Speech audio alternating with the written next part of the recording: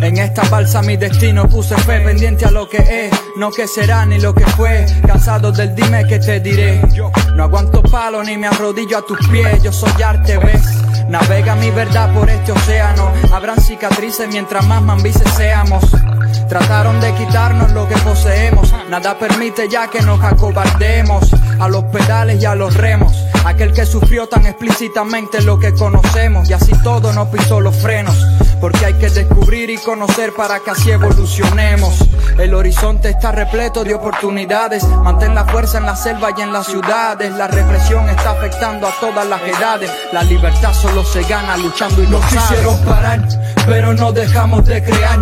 Entre leyes y sistemas que nos hacen mal. El arte es la manera de escapar que llega a las personas buenas con problemas para su alma limpiar. El arte incapaz de perjudicar. Más bien lo que hace el arte es que comparte con quien necesita orar. Ya muchos murieron cruzando el mar. Ahora la libertad llega a nosotros que en una balsa virtual.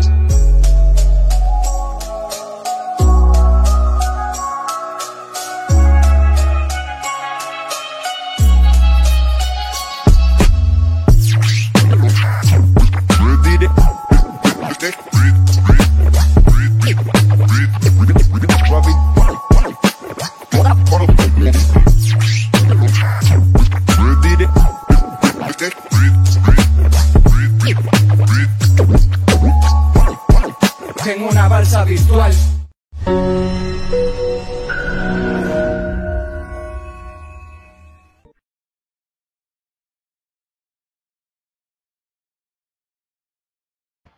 Hace pocos días conversaba con algunos amigos e intentábamos establecer parámetros, tratar de definir las sociedades modernas en las que nos toca vivir.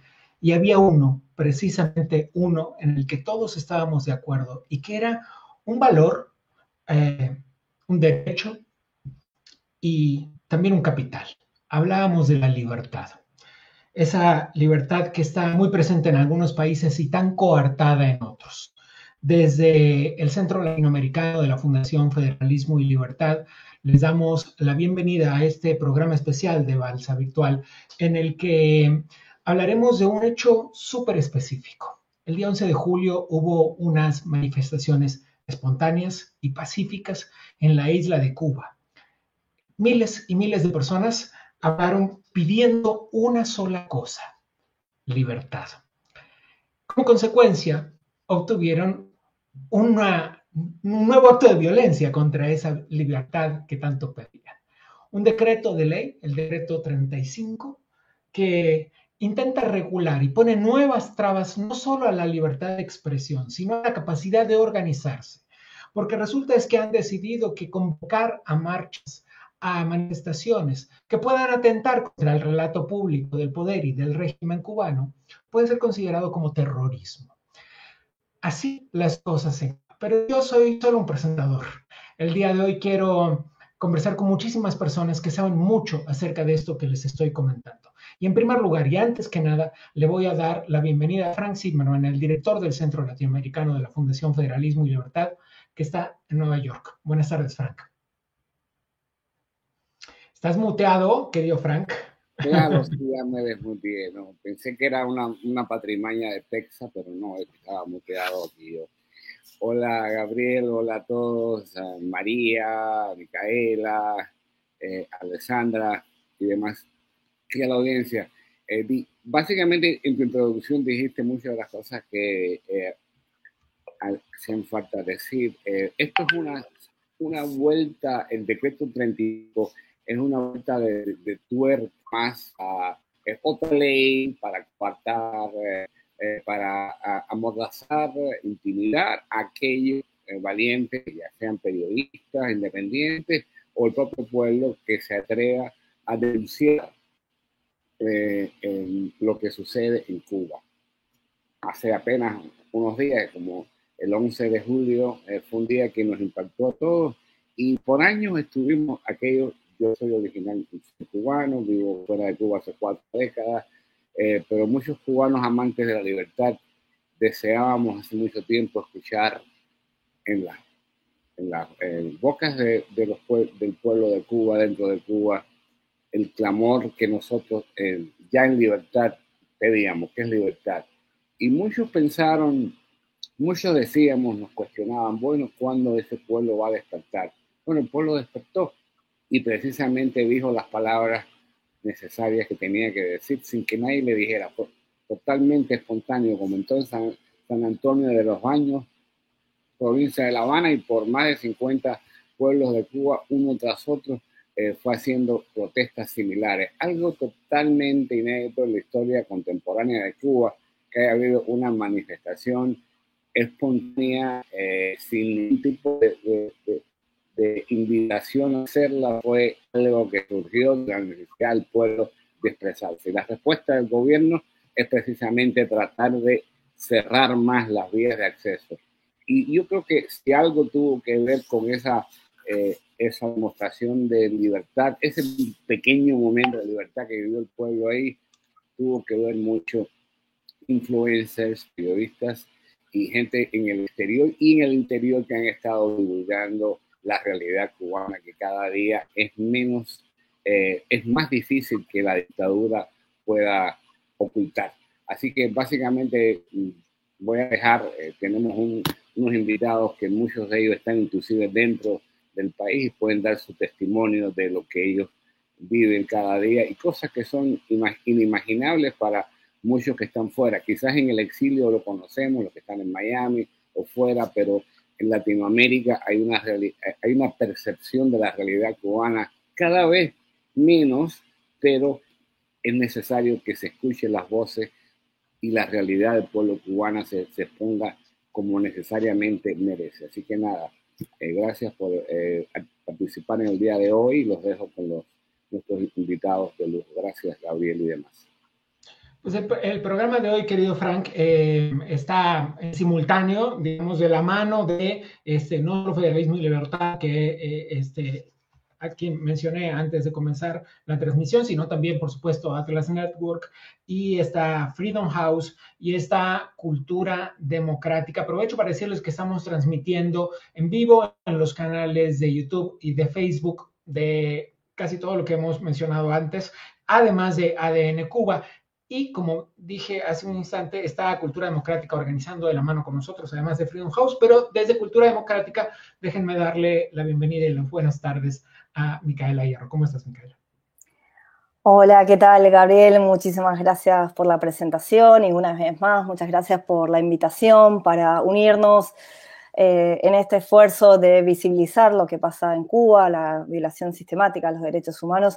En este caso, visibilizar la última iniciativa del gobierno cubano con un nuevo decreto ley, el decreto número 35, que no solamente coarta la libertad de expresión, sino también de movilización, como lo vamos a escuchar, no solo de parte de activistas y los protagonistas en Cuba, sino también por parte de expertos internacionales, de Freedom House, de Amnistía Internacional e incluso al relator para la libertad de expresión de la CIDH. Así que yo no quiero robar más tiempo, simplemente agradecer a los invitados y al tiempo de todos ustedes. Muchas gracias, Micaela. Voy sin mucho más preámbulo antes de que se nos caiga la conexión con las personas que están dentro de la isla en este momento. Déjenme darle las buenas tardes a María Matienzo, que es periodista de Cubanet, y a Camila Costa. ¿Cómo están? Buenas tardes a las dos. Aprovecho y las saludo en conjunto. Ahí están, María Camila. Buenas tardes. ¿Cómo les va? Buenas tardes. Gracias por la invitación. Bien, vamos a entrarle directito al tema. Esta no es la primera vez que hay una regulación de este tipo. Ahí está en el decreto 339, en la ley 370. ¿Qué es lo que tiene de particular este decreto emitido hace poco menos de 10 días? Y que es claramente una respuesta a la organización sucedida espontáneamente el día 11 de julio. No sé si Matienzo, pudiera comenzar yo. Empieza tú si quieres. Empieza tú. Como bien decían, esto no es un hecho aislado. Nosotros tenemos el antecedente del decreto ley 370 que entró en vigor en julio de 2019 y que el pasado año, sobre todo entre enero de 2020 y marzo de 2021, hubo alrededor de una treintena de multados en Cuba, fundamentalmente periodistas independientes y activistas de derechos humanos, personas que fueron multadas con 3.000 pesos, eso llevado a la tasa de cambio en ese momento eran unos $120, algo excesivo para cualquier Fantástico, cubano. algo así como 8 salarios. Sí, algo así. Algo excesivo, ahora sería... la tasa de cambio va variando, pero bueno, en ese momento eran alrededor de $120. También algunos, yo fui una de las multadas por este decreto ley 370, algunos también le confiscaron lo que ellos consideraban como los equipos utilizados para cometer esas infracciones, y ese decreto ley lo que establecía en su artículo 68, inciso I, era que se consideraba como una infracción, una contravención asociada a las tecnologías de la información y las comunicaciones, el difundir, y estoy citando directamente, el difundir a través de las redes públicas de transmisión de datos, información contraria al interés social, la moral, las buenas costumbres y la integridad de las personas. Se quedaba en un discurso bastante ambiguo, y lo que ha sucedido... Y lo que ha sucedido con este nuevo paquete de normas, que no solo se queda en el decreto ley 35, es decir, es este decreto ley 35, pero cuenta además con 2 decretos y 3 resoluciones que abarcan al Consejo de Estado, al Consejo de Ministros, al Ministerio de Comunicaciones, que son más amplias, son más descriptivas, establecen más delitos a considerarse después en el Código Penal, que, por ejemplo, consideran la divulgación. ¿Sí?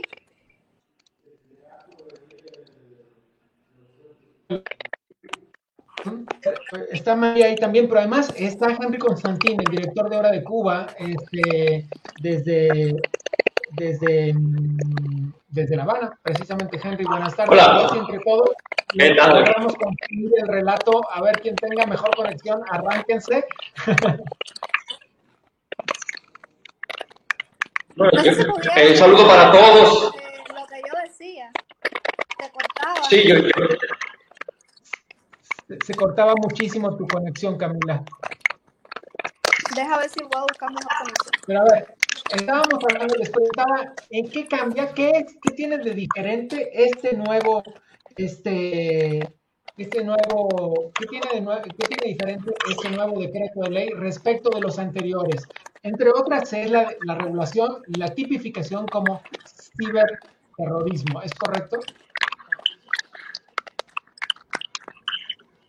Bueno, creo que tengo todavía conexión, así que voy a comentarles, ¿no? Bueno, una de las cosas más interesantes que tiene este decreto es que justamente no se menciona en ningún momento la palabra periodista ni la palabra activista, por supuesto. Son palabras que forman parte de la censura, incluso para ellos a la hora de dictar decretos. Y lo más preocupante con respecto a lo que decía Camila Costa es que en el artículo 53 del segundo reglamento, que aparece publicado también, se le da carta abierta tanto al MININ como a la FARC de interceder en las redes en función de la seguridad nacional. Ahí, bueno, esto digamos que son es una de las principales herramientas a la hora de censurar, a la hora de controlar. No existen estas palabras en el decreto, no están escritas, no aparecen impresas, pero sabemos que con la animosidad con que suelen ellos reprimir o censurar, es justo no solamente contra los activistas, también es contra las personas, los ciudadanos comunes que de un tiempo a esta parte han ido perdiendo el miedo a denunciar en las redes sociales directamente. Ellos incluso hablan de términos como información que no se haya dado o que no que no se dé de manera oficial. Eso ya ni siquiera, eso pasa o traspasa el término de información falsa.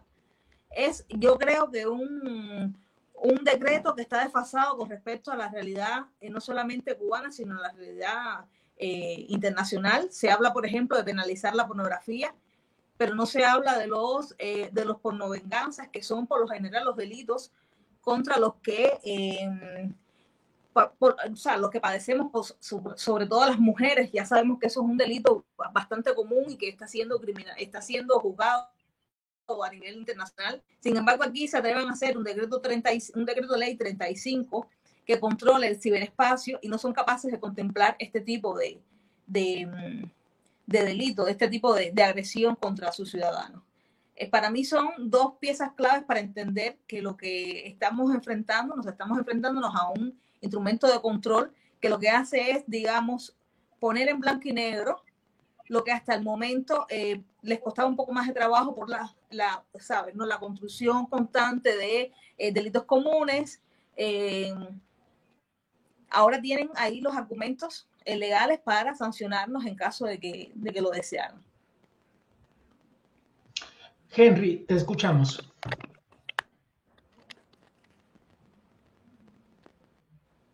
Ana María y Camila, y gracias a todos los que están viendo. Bueno, el decreto ley 35, como ya señalaban, tiene muchos puntos grises, oscuros para la sociedad civil, para los cubanos en general. Yo también creo que su salida después del 11 de julio tiene mucho que ver con la intención de intimidar, no tanto a los que ya es más difícil de intimidarnos con este tipo de documentos, que estamos acostumbrados a desafiarlos porque la libertad de expresión es nuestra razón de ser, como Camila, que ya, digamos, fue castigada por el 370, María Matienzo, todos los periodistas cubanos, la mayoría, digamos, no vamos a parar nuestro trabajo porque haya 1 o 15 decretos, pero creo que hay un gran, enorme sector de la sociedad cubana, jóvenes, emprendedores, gente común, de las que participaron en el 11 de julio o de las que llevan meses posteando sus inconformidades, las fotos de los horrores en los hospitales, de las colas, opinando,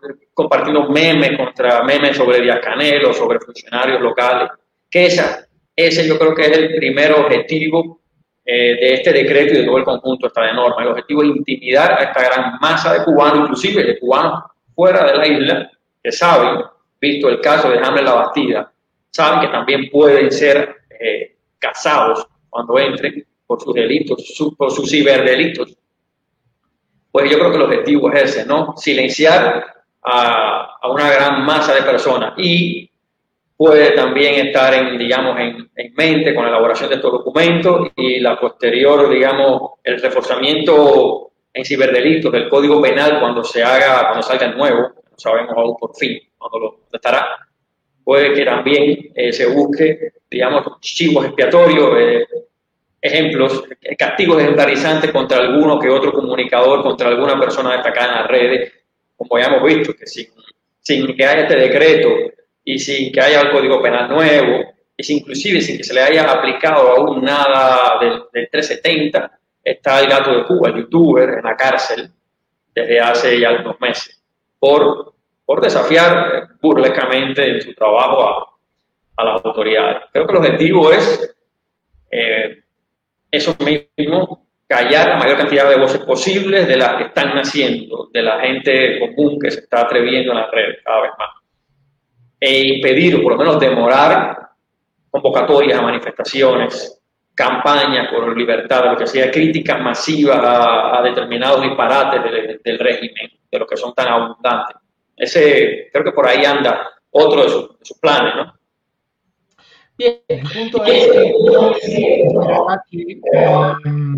como consecuencia de las manifestaciones del 11 de julio hubiera una apertura. Sabemos que no es que dicen, me pides esto, te lo doy. Claramente no funciona así. Si hubiera funcionado así, nos llevarían 60 años en el poder y un régimen dictatorial como el que llevan. Pero sin embargo, como hubo ciertamente esta vecísima cultura mediática a nivel internacional, esperábamos que no sucediera un momento como este. ¿Qué creen ustedes que va a ser la repercusión internacional de la entrada en vigor de este decreto?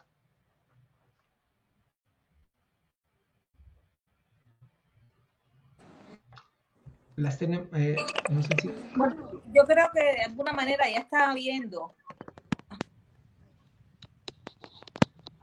Por favor, ve, Camila, ve. Está viendo... ya.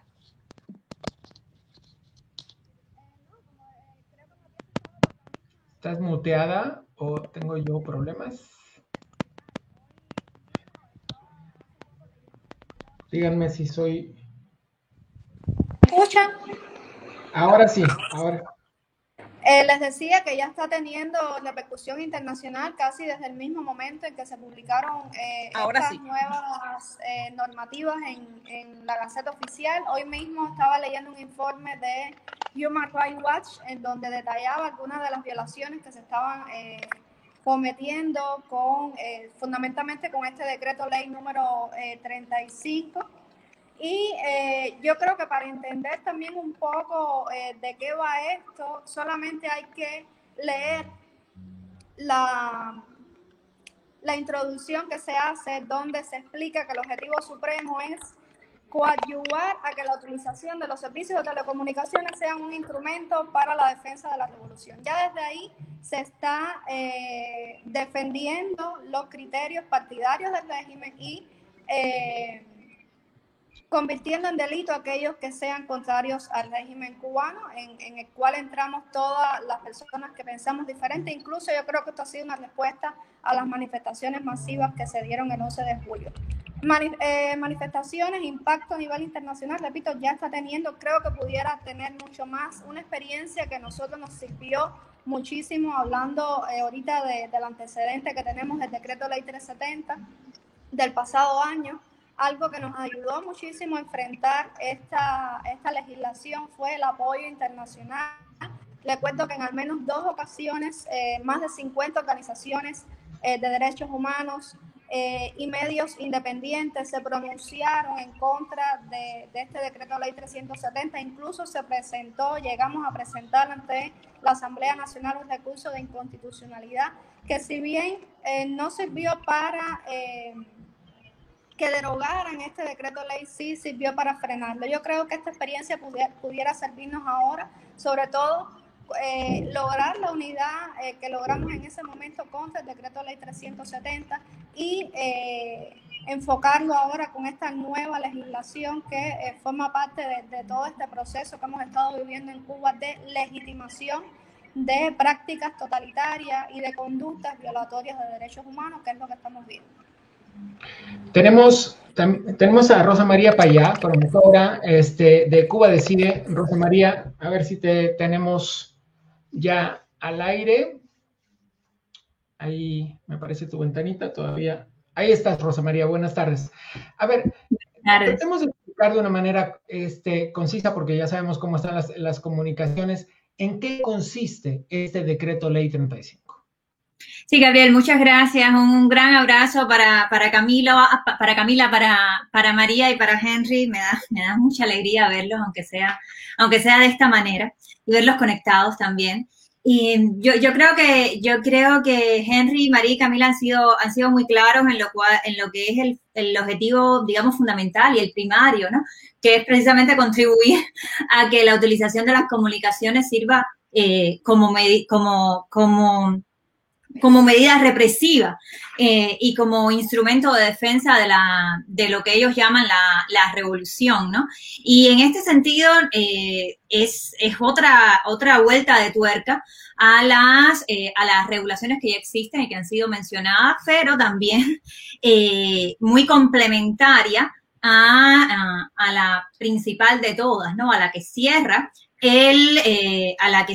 el juego democrático definitivamente a cualquier actor de la ciudadanía cubana, y es la Constitución impuesta por Raúl Castro en el 2019, ¿no? Que ya dice claramente que está incluso permitido el uso de las armas contra cualquiera que quiera cambiar el sistema político y social que esa Constitución define, ¿no? Y aquí vemos, en el decreto vemos tipificado, ¿no? Como un crimen de muy alta peligrosidad, precisamente el uso de la tecnología para subvertir el orden constitucional, ¿no? Y aquí esto simplemente quiere decir cualquiera que esté hablando, como lo estaba haciendo el pueblo de Holguín el 11 de julio, cualquiera que esté pidiendo un cambio de sistema, o sea, cualquiera que esté pidiendo que el Partido Comunista de Cuba no sea más el rector de la sociedad y del Estado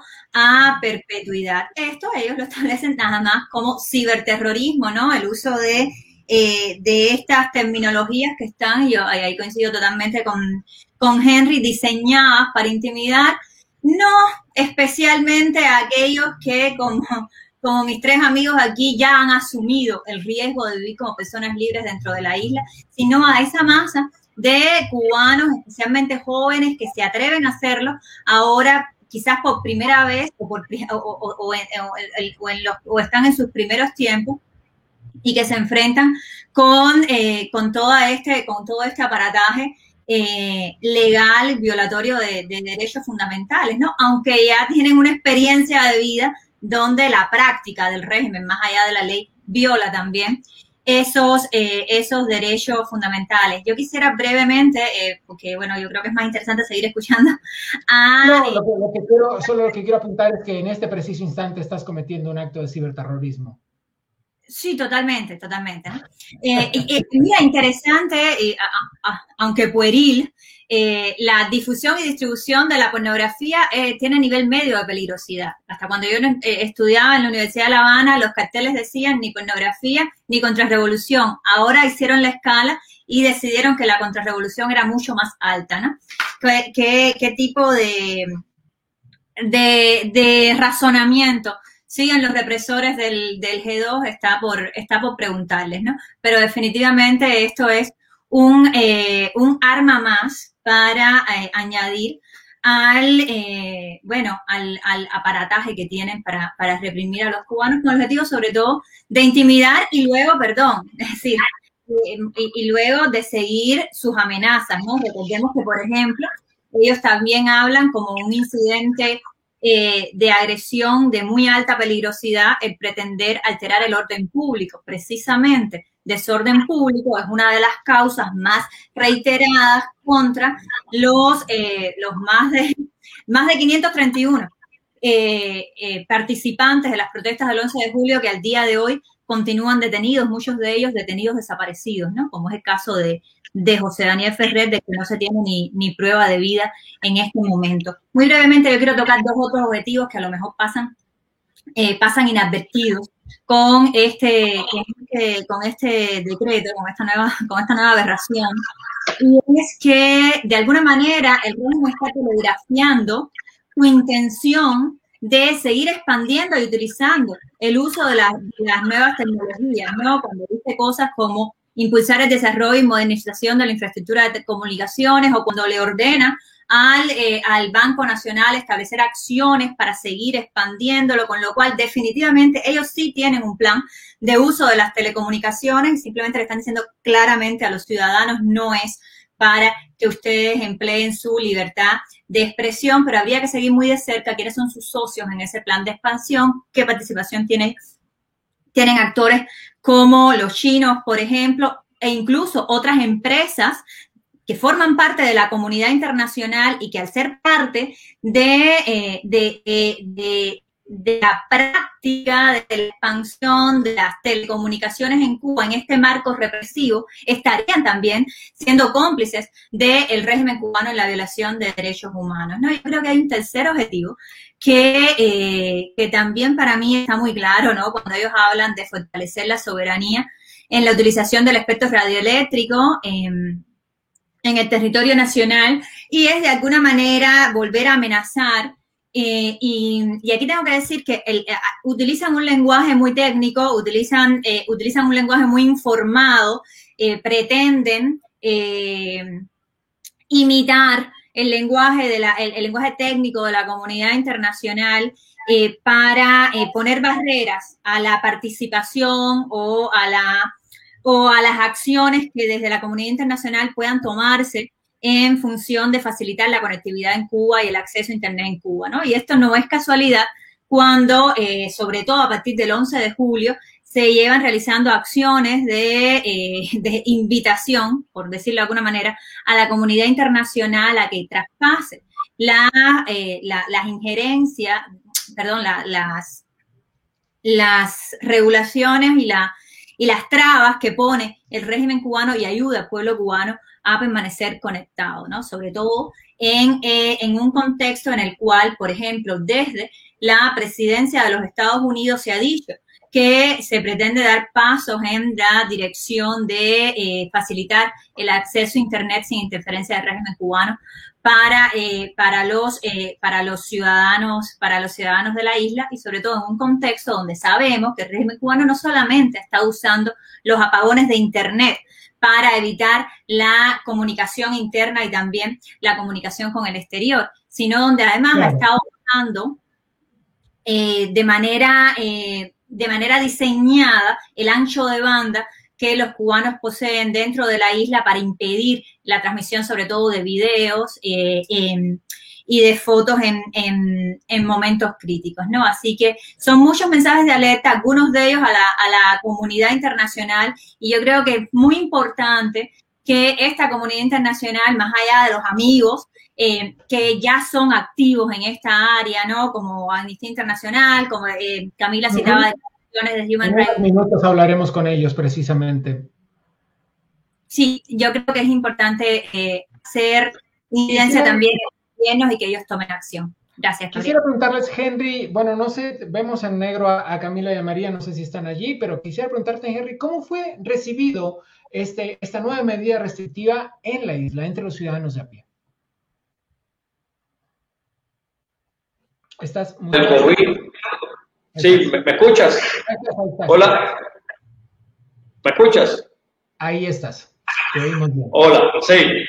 Sí, decía que, bueno, en Cuba hay diferentes tipos de ciudadanos y hay una gran parte que estamos también a veces uno mismo más involucrado en la realidad digital, más involucrado con los temas de libertad, los temas de supervivencia, de lucha contra el COVID, y hay una gran parte de la ciudadanía que lamentablemente yo creo que no se ha enterado, o por suerte también, porque eso le ayuda a estar un tin más lejos del miedo, que no se ha enterado de estos decretos, de esta consecutiva cadena de decretos que hace unos años fabrican allá arriba, en ese lugar, donde hacen decretos nada más.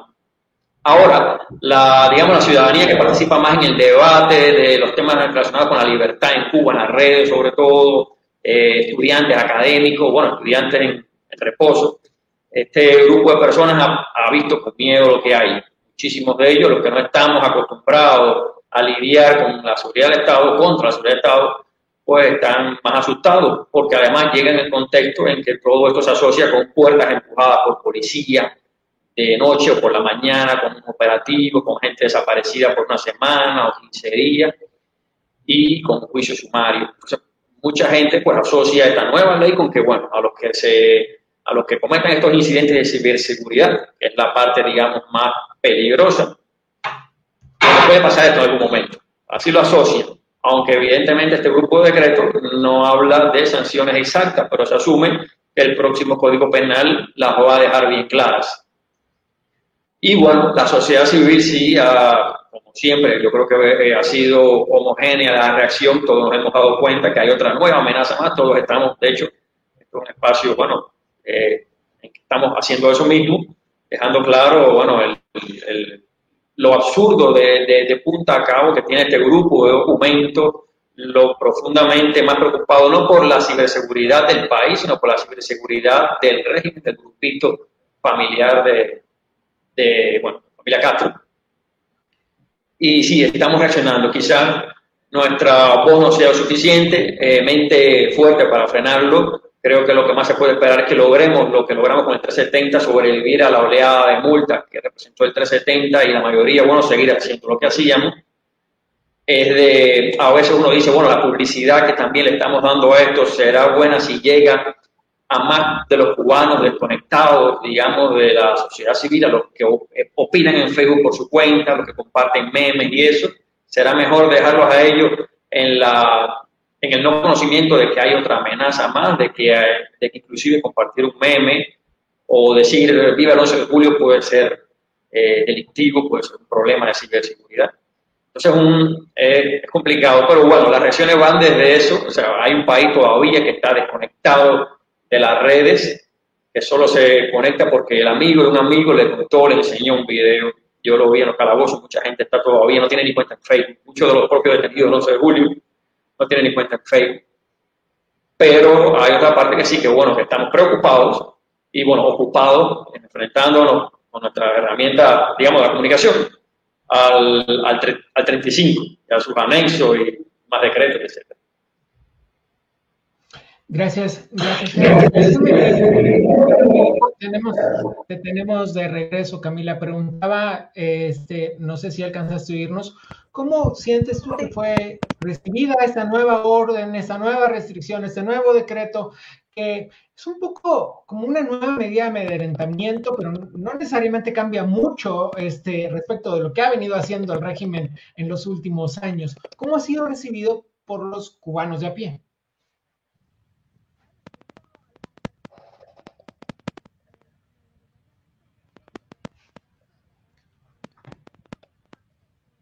A ver si...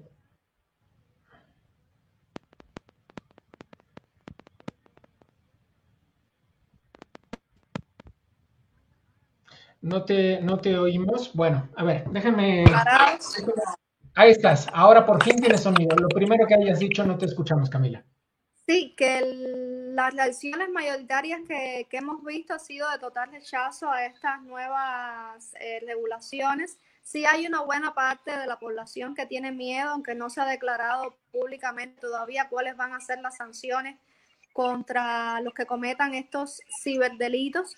Hay algunos usuarios de redes sociales, por ejemplo, que han declarado públicamente que se van a crear cuentas falsas para poder seguir expresándose con libertad en las redes sociales, en la utilización de este Internet, que para los cubanos se ha convertido en ese espacio cívico de participación ciudadana, de libertad de expresión. Y está también el caso de muchos que no se han ni siquiera enterado, como bien comentaba Henry Constantín. Hay una buena parte de la población cubana que todavía no tiene acceso a Internet, a las redes sociales. Y está el caso de ya los disidentes, los periodistas independientes, los opositores, como decimos en Cuba, que ya estamos quemados, que ya estamos curados de espanto, que ya todos saben cuáles son nuestras opiniones, que son abiertamente disidentes, contrarias al régimen cubano. Y pues bueno, estamos dispuestos a asumir las consecuencias porque estamos conscientes de que no estamos cometiendo ningún delito, simplemente estamos informando y contando la realidad cubana.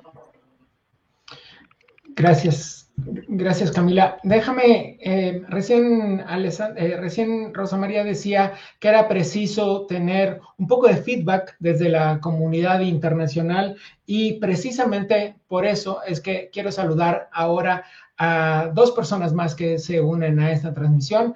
Erika Guevara Rosas, ¿cómo estás? Directora para las Américas de Amnistía Internacional. Buenas tardes.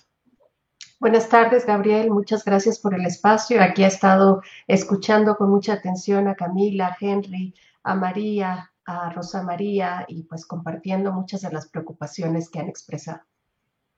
Déjenme también darle las buenas tardes a Alessandra Pina. ¿Cómo estás, Alessandra? Alessandra es de Freedom House. ¿Cómo estás? Buenas tardes, Gabriel. Muchísimas gracias por la invitación. Y como dijo Erika, muy interesante la conversación hasta este momento y muchas gracias de verdad a todos ustedes que están con nosotros desde la isla. Sabemos cuánto difícil es y muchos saludos también a Rosa María. Erika, Alessandra, ¿qué está pasando? ¿Qué se ve desde la Relatoría Internacional acerca de lo que está pasando en Cuba con esta nueva medida restrictiva? Que, como decíamos hace rato, ¿cuál es la novedad respecto de lo que ha estado haciendo el régimen en los últimos, al menos 2 o 3 años? Pues la novedad es esta figura de ciberterrorismo, ¿no? Y algunas otras clavijas legales que hacen que cualquier cosa que sea considerada subversión, entre otras quejarse del régimen, y la organización de manifestaciones son consideradas ciberterrorismo. ¿Qué se puede hacer desde la comunidad internacional? Porque Cuba parece un monstruo intocable, lleva 60 años, hemos visto que cada vez aumentan las presiones con oleadas de carestía enorme dentro de la isla, pero ahí siguen. Erika, ¿quieres comenzar? Sí, claro. Bueno, primero decir que efectivamente el control y la censura del Internet y de los medios de comunicación y de las nuevas tecnologías por parte del gobierno cubano ha sido parte de una política de represión continua y constante que se va adaptando a las nuevas realidades. Y como bien lo articulaba el historiador cubano Oscar Grandigo en un análisis reciente que ha hecho para Intermedia sobre todo este tema de la tecnología, como él lo llamaba, Cuba se encuentra entre la liberación tecnológica y la gran muralla del Internet.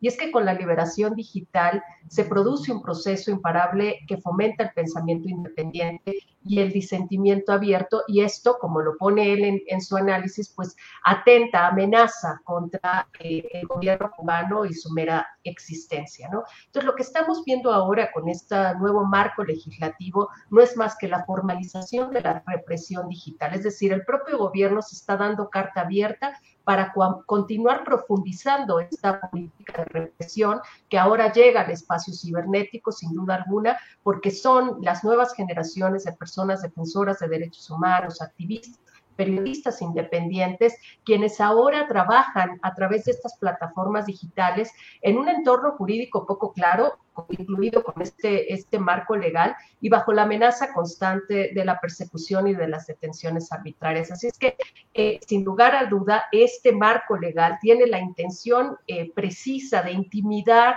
de intentar acallar las voces críticas, pero también de instaurar o formalizar una cultura de miedo a través de las redes sociales y las plataformas. Ya lo decían los y las compañeras desde Cuba, cabe destacar el contexto en el cual se aprueba toda esta serie de regulaciones, este decreto y estas regulaciones, a un poco más de un mes de estas históricas manifestaciones que vimos el 11 de julio y que fueron de alguna manera organizadas espontáneamente a través de las redes sociales, ¿verdad? Se fueron propagando a más de 85 ubicaciones en diferentes puntos del país gracias al avance de las redes sociales y la manera en que se fue propagando la información. Para Amnistía Internacional, desde una perspectiva de derechos humanos, este tipo de marcos jurídicos representan una amenaza clara a los derechos de la libertad de expresión, al acceso a la información y al derecho de informar a las personas, sobre todo por parte de periodistas independientes y personas defensoras de los derechos humanos, y requiere una acción concertada por parte de la comunidad internacional. Estos no son marcos nuevos, es decir, otros países, muchos países están desarrollando marcos regulatorios sobre vida tecnológica, muchos de ellos que avanzan en materia de ejercicio de derechos humanos, pero muy particularmente gobiernos autoritarios, gobiernos represores, gobiernos violadores a los derechos humanos utilizan como excusa estos marcos legales para seguir perpetuando estas violaciones. Lo vimos el año pasado en Nicaragua con la ley de ciberdelitos, lo hemos visto en países como Arabia Saudita, Rusia, China, en donde establecen estos marcos legales para formalizar la represión digital. Alessandra, te escuchamos. Sí, Freedom House sigue las preocupaciones que mencionaron todos los panelistas durante este evento, en el sentido que estamos preocupados por la adopción del Decreto Ley 35, por los términos ambiguos, por la interpretación arbitraria de los criterios, la falta de alguna proporcionalidad en las medidas, pero en realidad los que nos preocupa más no es tanto el Decreto Ley 35 aislado, sino que es parte de un patrón de represión. Y este patrón tiene vida muy larga y desafortunadamente esto es algo que se está incrementando rápidamente. Y pienso que desde un punto de vista de las organizaciones internacionales, lo que necesitamos hacer es preocuparnos y ocuparnos al mismo tiempo. Freedom House hace esto a través de nuestros informes anuales, a través de los cuales monitoramos las libertades civiles y políticas y las libertades fundamentales en todos los países del mundo. Lo hacemos con el informe Libertad en el Mundo y también con el informe más reciente de Libertad en la Red. Desafortunadamente, Cuba tiene los peores índices de toda la región y es importante ver un poco con cuál países se acomuna. Y, por ejemplo, si miramos a la situación de Cuba de este año, es un país que se califica con 13 puntos en una escala de 100, al mismo nivel de Laos, por ejemplo, y es obviamente un país no libre. Y si nos focalizamos en la libertad de prensa, la clasificación es de 0, igual a países como Kazajistán, Ruanda, Vietnam, Egipto, Bahrein, Arabia Saudita, China, Corea del Norte, Siria. Entonces vemos un poco cuál es el nivel de falta de libertad de que estamos hablando. El elemento que más nos preocupa de este nuevo decreto ley es que no solamente va a golpear los y las defensoras de la libertad de expresión. Como mencionaron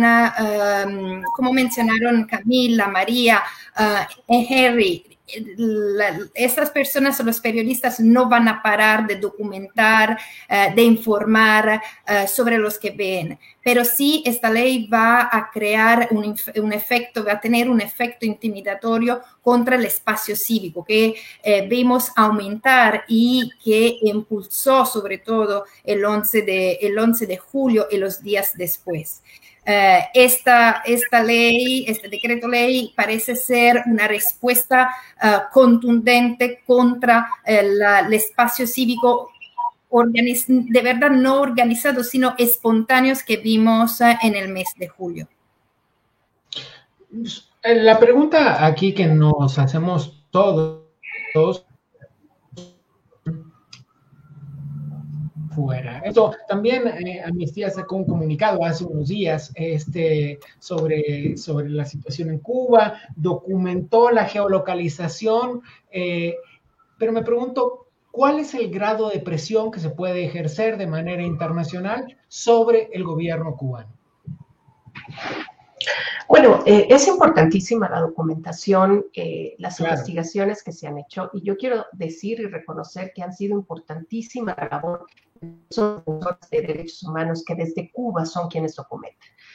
Para Amnistía Internacional siempre es muy complejo el trabajo en Cuba porque cabe mencionar que es el único país del continente americano donde Amnistía Internacional no tiene acceso a pesar de las múltiples solicitudes que hemos hecho al gobierno cubano durante muchos años para que se permita nuestro acceso a poder hacer nuestro trabajo de documentación y monitoreo de la situación de derechos humanos. Pero a pesar de no poder entrar a Cuba, pues hacemos un trabajo de acompañamiento y dependemos muchas veces del trabajo valiente que hacen personas defensoras, abogados que representan a víctimas de detenciones arbitrarias, a personas presas de conciencia, como hoy día estamos viendo que ha sido el resultado no solo de las protestas del 11 de julio, sino de meses anteriores, de muchas personas que se encuentran en detención injusta y arbitraria simplemente por haber ejercido derechos, principalmente de libertad de expresión y asamblea pacífica. Lo cierto es que estas denuncias, esta documentación, estas investigaciones que se realizan sirven mucho como una suerte de sistematización de las evidencias de esta política generalizada y sistemática de represión que pone presión en otros gobiernos para que a su vez utilicen los canales diplomáticos y las relaciones principalmente comerciales que mantienen con el gobierno cubano. Y me refiero principalmente a los países europeos, a los países miembros de la Unión Europea que tienen relaciones estrechas en muchas ocasiones, relaciones de carácter comercial, intereses económicos en el sector turístico, que como sabemos ha sido prioridad para el gobierno cubano, un sector turístico que además está en manos de los militares, entonces hay toda una razón de peso, ¿verdad?, para seguir poniendo la prioridad ahí. Entonces, es importante que estos países asuman la corresponsabilidad de protección de los derechos humanos en Cuba, que pongan los derechos humanos de la población cubana en el centro de sus negociaciones, y es ahí donde funciona mucho, digamos, la presión internacional. Por otro lado, también existen los mecanismos tanto de Naciones Unidas como el Sistema Interamericano de Derechos Humanos, la Relatoría de Libertad de Expresión de la Comisión Interamericana de Derechos Humanos, particularmente el relator Pedro Vaca, han sido muy vocales en denunciar las violaciones a los derechos a la libertad de expresión y asamblea pacífica, y eso genera también una suerte de presión ante los países de la Unión Europea, ante los gobiernos, y sabemos que en las negociaciones debajo de la mesa, pues muchas veces se ha logrado por lo menos mitigar el impacto de esta política de represión en la vida de las personas y particularmente quienes sufren de las peores consecuencias, que son las personas defensoras de derechos humanos, las y los periodistas independientes, el activismo, los y las artistas y las personas percibidas como opositores políticos. Si estuviéramos en un partido de fútbol, mi querida Erika, te diría que me diste pase a gol. Permítame compartir con ustedes un video de Pedro Vaca, el relator especial en asuntos de libertad de expresión de la Comisión Interamericana de Derechos Humanos. Adelante. Hola, muy buenas tardes. En primer lugar, muchas gracias por invitarme a compartir estas reflexiones sobre el decreto ley número 35 de telecomunicaciones y la resolución 105 sobre ciberseguridad en Cuba. En los días recientes, el gobierno cubano dio a conocer una actualización de su marco jurídico en materia de telecomunicaciones y ciberseguridad. Este paquete de normas incluye un decreto y una resolución y propone un modelo de actuación nacional para la respuesta a incidentes de ciberseguridad. Ambas normas fueron publicadas el pasado 17 de agosto a través de la Gaceta Oficial.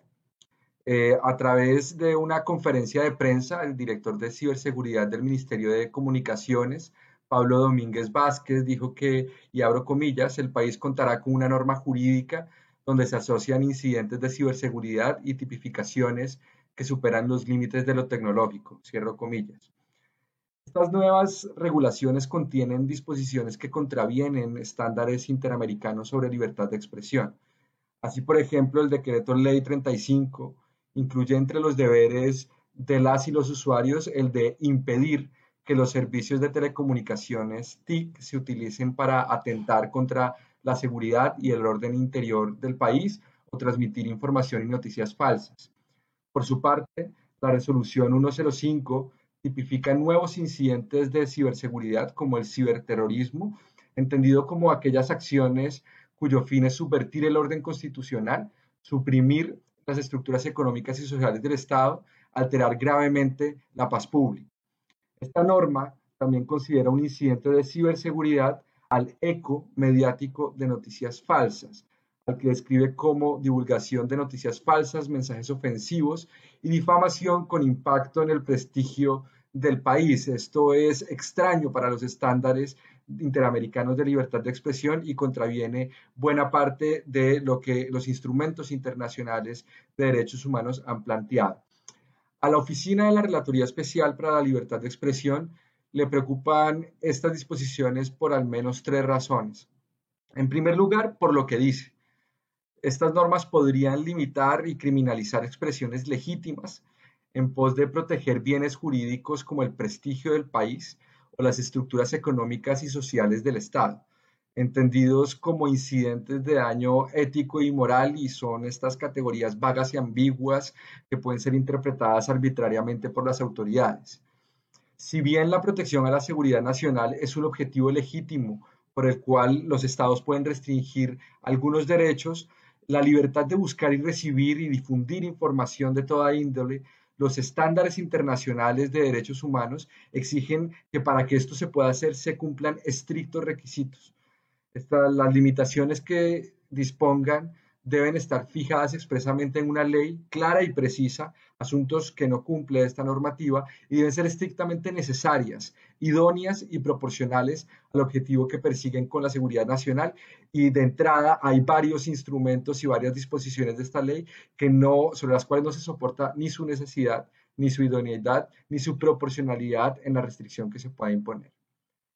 En su informe sobre seguridad nacional y acceso a la información pública, la Relatoría Especial para la Libertad de Expresión reconoce que la seguridad nacional constituye un interés esencial para los estados y la protección de las sociedades democráticas. Sin embargo, no debe soslayarse que parte de las graves violaciones de derechos humanos que se han cometido en la región y que en algunos casos se repiten, han sido y son justificadas en nombre de la seguridad nacional.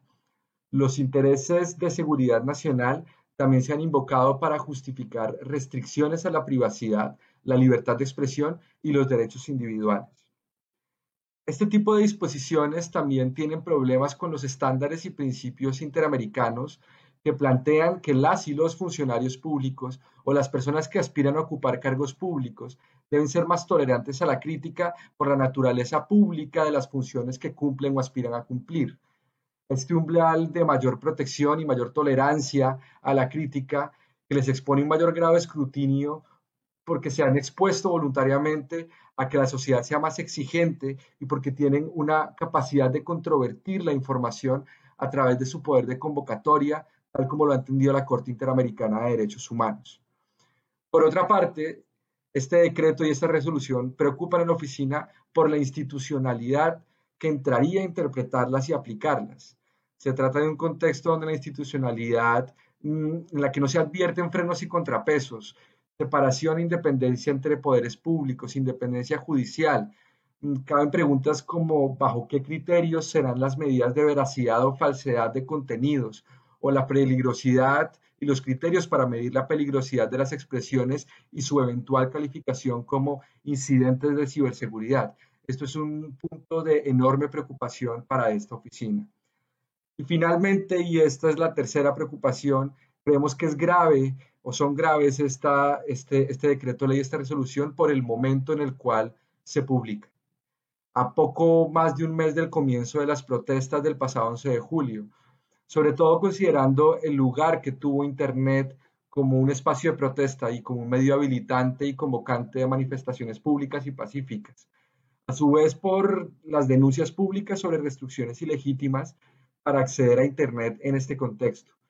Este tipo de normas, lejos de acercarse al llamado de diálogo de la comunidad internacional, se aleja del mismo y da un paso más hacia el silenciamiento de discursos de alto interés público en la isla. Espero que esta conversación que se está teniendo el día de hoy brinde luces para la protección de las y los cubanos, que sus libertades civiles y políticas están seriamente comprometidas en este contexto y en las cuales estas regulaciones entran a ser una capa más de dificultad, obstáculo, de riesgo y vulnerabilidad para las voces contrarias, las voces críticas al gobierno en Cuba. Bien, gracias a Pedro por habernos enviado este video. Erika, Alessandra, me pregunto qué es lo que sigue en términos de lo que podemos esperar como resultados de este concierto de voces de supervisión, de llamados de atención desde la Relatoría Internacional. ¿Qué es lo que se puede esperar como respuesta del gobierno de Cuba, aunque ya sabemos que no suelen tener demasiado diálogo? Bueno, esta es una pregunta muy difícil. Yo pienso que desafortunadamente no, el gobierno cubano nos da una única certidumbre, que es esa de seguir en la represión, pero sí qué podemos hacer más desde un punto de vista de organizaciones internacionales. Yo pienso, como decimos hasta este momento, seguir con la documentación. No obstante que no podemos ir en la isla, pero sí tenemos hay muchísimos defensores de derechos humanos, hay muchísimos periodistas que documentan cada día represiones y hechos individuales, pero sí tenemos que hacer un esfuerzo de síntesis y análisis de patrones y intentar también levantar la voz juntas. Yo pienso que las organizaciones internacionales hicieron enormes progresos, enormes pasos en los últimos 2-3 años en levantar la voz juntas. También, como mencionó Camila, en algunas ocasiones más de 50, 60 organizaciones internacionales se unieron a organizaciones cubanas para expresar el rechazo conjunto. Pero también lo que necesitamos hacer es presentar a veces instancias a los gobiernos juntos y también pedir que muchas veces la cuestión de Cuba es una cuestión muy delgada porque muy politizadas y tenemos que pasar a un discurso que se focaliza sobre el sistema político. Desafortunadamente, las dictaduras no son de derecha ni de izquierda, son dictaduras y punto. Y esto es algo que necesitamos enfatizar un poco más, basándonos en nuestras investigaciones, en nuestras análisis, y pedir que las democracias no solamente se baten para los derechos humanos y las libertades fundamentales dentro de sus países o en países, pero también en Cuba, donde a veces vemos que se cierran un poco los ojos, se sigue con la idea romántica de la isla, y pienso que esto es algo que necesitamos pedir a todas las democracias, tanto en Europa y a veces también en la región latinoamericana. Erika, te escuchamos. Bueno, Gabriel, primero decir que estoy totalmente de acuerdo. Creo que la labor concertada de las organizaciones, pero también de la comunidad internacional, es muy importante para acompañar los esfuerzos del pueblo cubano. Y yo creo que ahí hay un elemento importante a destacar. Por supuesto, vemos con preocupación pues la aprobación de estos marcos legales que van formalizando una política histórica de represión, pero también el gobierno cubano no requiere de estos marcos legales, es decir, ya tiene el control absoluto sobre los medios de telecomunicación, pues precisamente porque detenta un monopolio absoluto sobre el control de todo en Cuba, ¿verdad? Entonces, pero a pesar de ese control, hemos visto un cambio radical, sustancial en los últimos años, de nuevas generaciones, de diferentes formas de activismo que hoy día están verdaderamente teniendo un impacto en la vida social de Cuba que antes no. Antes no podríamos imaginar que las personas pudieran tener acceso a cierta información, que pudieran conocer de situaciones de represión que pasan en la isla, ¿no? Todos los medios de comunicación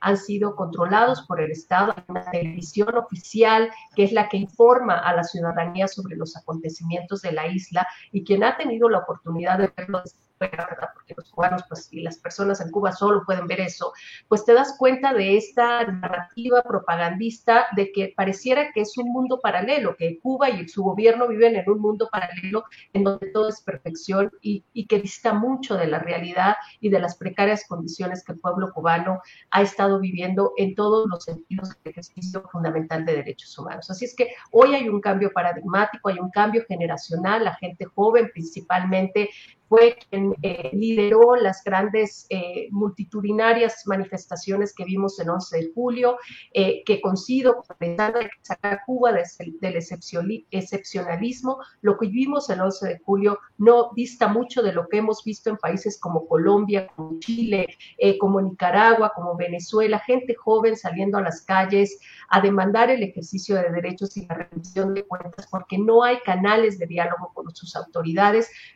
Hubo un grito desesperado a un gobierno que no ha escuchado por 60 años a su población. Entonces, hay cosas que están cambiando de manera positiva. Vemos el surgimiento de movimientos sociales como el movimiento San Isidro, que está compuesto no de personas que se identifican o son percibidas como opositoras políticas, son artistas, personas de pensamiento independiente, periodistas, personas ordinarias que están reclamando el ejercicio de derechos, y yo creo que eso está haciendo un cambio fundamental, y hoy día el pueblo cubano también está reclamando a la comunidad internacional y a las organizaciones como Amnistía Internacional que acompañemos esa lucha.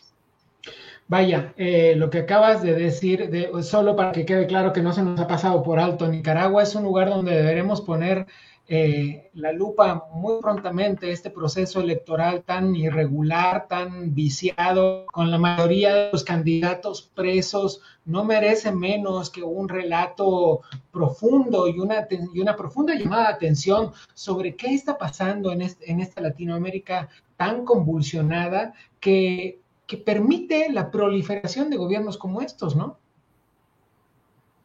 Sí, en efecto, Gabriel. Bueno, el día de hoy, por cierto, Amnistía Internacional está publicando un informe sobre cómo la desaparición forzada de personas es parte de estos mecanismos de represión en Nicaragua, personas que han sido detenidas arbitrariamente, incluidas 7 personas aspirantes a la presidencia, que hoy se encuentran en una situación de desaparición forzada.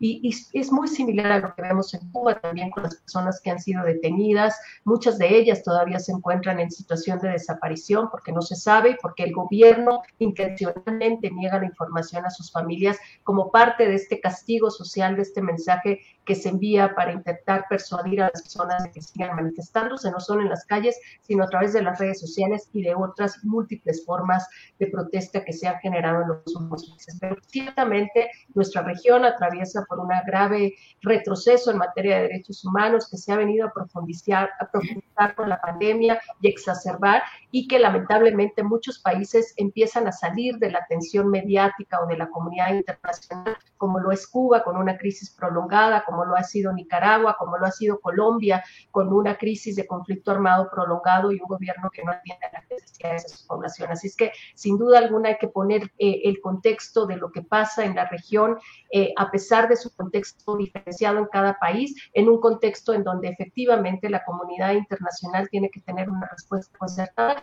y nuestros gobiernos tienen que rendir cuentas.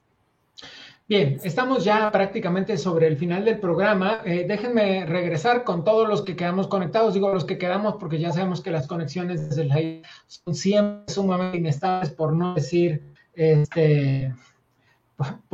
sumamente saboteadas, ¿no? No sé si Henry sigue conectado con nosotros. Ahí seguramente está Rosa María también conectada con nosotros. Bien, me gustaría tener un poco una interacción final. Henry, ¿quisieras preguntarle algo a las personas que están fuera de la isla en este instante? También quería ver, aprovechando que ustedes, las tres, quizás tengan mucho más nivel de interlocución y escuchen más cómo se mueven los organismos internacionales como la ONU, sobre el decreto ley específicamente del 35, no sobre el clima general de Cuba. ¿Han tenido algún tipo de respuesta que se pueda hacer pública, algún feedback, algún testimonio positivo o de cualquier tipo?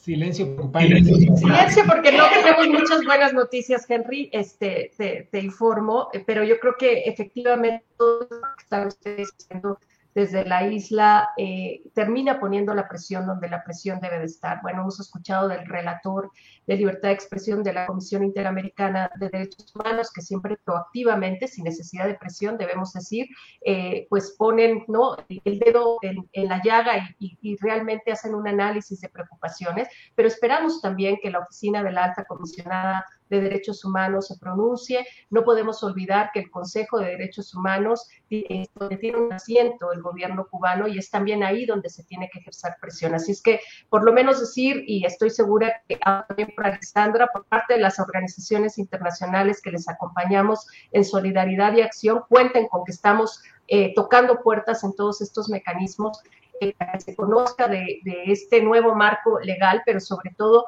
que se siga poniendo prioridad sobre la situación en Cuba, porque hoy lamentablemente seguimos con una situación sumamente crítica de cientos de personas que siguen tras las rejas de manera injusta solo por ejercer derechos, y muchas personas, sobre todo ustedes, periodistas independientes, que están bajo una vigilancia ilegal y un hostigamiento constante, y de lo cual muchos mecanismos tendrían que estar conociendo de sus casos. Alessandra, Rosa María, ¿quisieran agregar algo? Sí, bueno, agradecer a Freedom House, a Amnistía Internacional y a otras organizaciones que han estado siguiendo y convirtiéndose, como bien dice Erika, también en una suerte de conciencia de la comunidad internacional y de presión también sobre los organismos internacionales y sobre los gobiernos. Ahora, y hay que ser muy claros aquí. El Consejo Permanente de la Organización de Estados Americanos no aprobó ni tan siquiera escuchar las opiniones y las investigaciones que la Comisión Interamericana de Derechos Humanos tenía sobre lo ocurrido el 11 de julio, ¿no? En una audiencia en la que iba a participar el relator Pedro Vaca, también el relator especial para Cuba, en la que iba a participar la presidenta de la Comisión Interamericana de Derechos Humanos.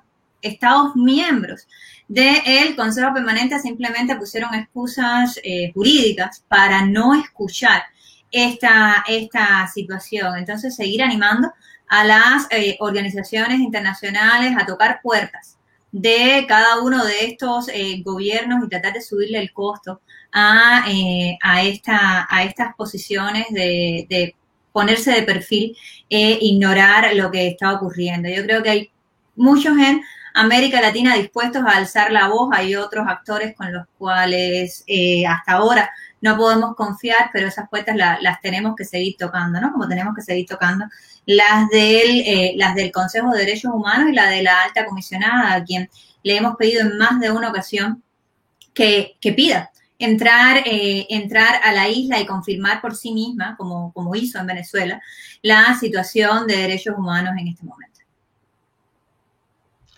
Alessandra.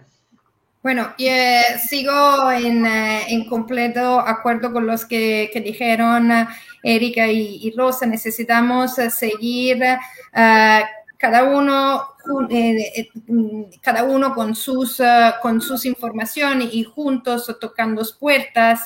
Y desafortunadamente yo pienso que hay mucha preocupación, pero sí se necesita canalizar mejor la presión, porque no tenemos que olvidarnos que Cuba sigue siendo uno de los países más presentes como miembros del Consejo de Derechos Humanos.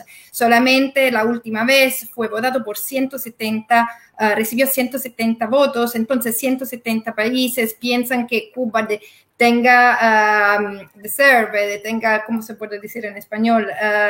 Pero sí que necesita ser parte del Consejo de Derechos Humanos. Entonces, a pesar de todas las violaciones que seguimos documentando desde Freedom House, Amnistía Internacional, Human Rights Watch, solamente 3, pero hay más informes. Entonces, seguro hay más acciones que necesitamos hacer. Y seguramente es importante que la hacemos como organizaciones internacionales, pero es importante que las voces cubanas puedan ser escuchadas directamente. Y esto es algo, este puente es algo que nosotros seguimos haciendo con mucho interés y pensando que es una prioridad. Bien, pues vamos a cerrar. Permítanme agradecerles a todos ustedes que todavía permanecen conectados. Los nombro en el orden en que los veo. Erika Guevara Rosas, la directora para las Américas de Amnistía Internacional. Gracias por haber estado esta tarde con nosotros. Gracias a ti, Gabriel, por la invitación y por dejarme compartir el espacio con gente querida y muy respetada. Alessandra Pina, muchísimas gracias desde Freedom House. Muchísimas gracias a ti, Gabriel, y muchísimas gracias a todos y todas las panelistas que estuvieron en la discusión. Henry Constantini, Hora de Cuba, gracias por esta tarde.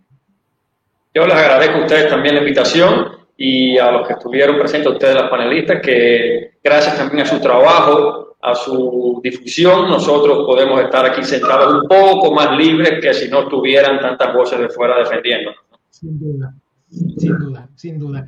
Rosa María, muchísimas gracias. Rosa María Payá, desde Cuba Decide, buenas tardes. Gracias por esta conversación. Muy buenas tardes, Gabriel, y muchas gracias a ti y por supuesto a Erika, a Alessandra, a Henry, y muchas gracias a ti y a todos los que dentro de la isla asumen el mayor riesgo, ¿no? Ustedes están realmente llevando la mayor carga, asumiendo el mayor riesgo, por tanto nosotros tenemos la mayor responsabilidad. Muchas gracias. Es preciso prestar atención a procesos como estos que sin duda van en contra de las libertades, van en contra de los derechos humanos y van en contra del desarrollo de los seres humanos que están casi recluidos en esa isla. Soy Gabriel Bauducco, a nombre de Federalismo y Libertad y de Cultura Democrática les doy las buenas tardes. Nos vemos la próxima. Muchas gracias.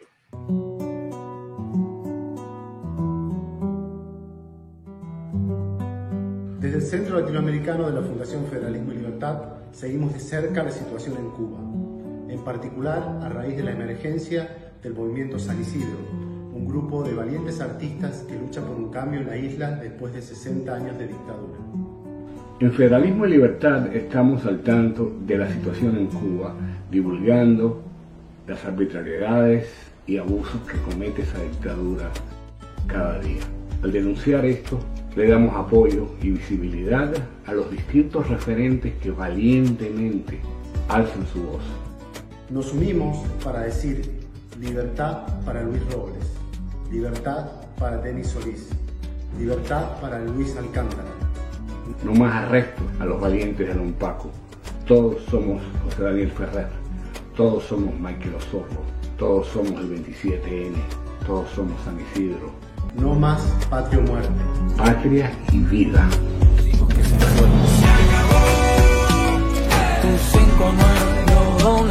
Ya se acabó. 60 años, 30 dominó. Libertad para los cubanos, ya. Todos somos San Isidro. Basta ya de patria o muerte. Ahora, patria y vida. No más juicios sumarios en Cuba. Pueblo de Cuba, decide tu destino. Libertad y democracia para Cuba ya. Queremos una Cuba libre. Libertad para los presos políticos cubanos. Libertad para Cuba ya. Libertad para Cuba ya. SOS Cuba. No más arrestos ilegales en Cuba. Libertad para Cuba ya. Soportemos más juicios sumarios, porquerías de un gobierno que es una fantochada y una mentira anacrónica como el gobierno de los Castro. Este mensaje es para decir libertad para Cuba ya. Libertad para Cuba ya. Hace falta un cambio y Cuba está lista. Quiero enviar este mensaje. Viva Cuba libre. Freedom for Cuba. Cuban Vapaos. No queremos más dictadura en Cuba. No más dictadura en Cuba. No más patria o muerte. Patria y vida. Libertad para Cuba ya. No más represión. Patria y vida. Lo que pido es libertad para Cuba. Libertad para Denis Solís. Deseamos una Cuba libre. Ya no más dictadura en Cuba. No más dictadura en Cuba, no más patria o muerte. Pueblo de Cuba, decide tu futuro. Por el derecho a tener derechos, patria y vida. Rompieron nuestra puerta, violaron nuestro templo y el mundo está consciente de que el movimiento San Isidro continúa esperando.